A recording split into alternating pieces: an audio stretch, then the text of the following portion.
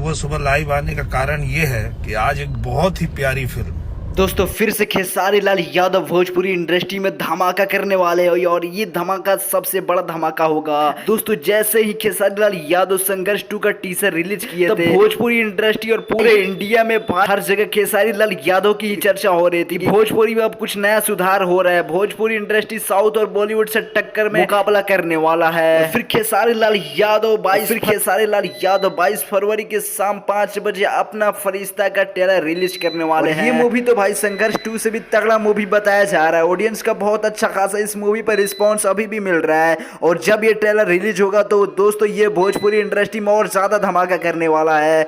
खेसारी लाल यादव वो ब्रांड है ना भाई, भोजपुरी को बहुत आगे लेकर जाने वाले हैं। जब से संघर्ष 2 का टीजर रिलीज हुआ है तो भोजपुरी के सुपरस्टार और जनता भी बहुत खेसारी लाल पे उम्मीदें लगाई है कि खेसारी लाल एक ये ऐसा बंदा है कि भोजपुरी को सबसे आगे लेकर जा सकता है। दोस्तों अगर खेसारी भैया का फैन है तो वीडियो को लाइक फॉलो सब्सक्राइब करके अपने भाई को सपोर्ट जरूर करना।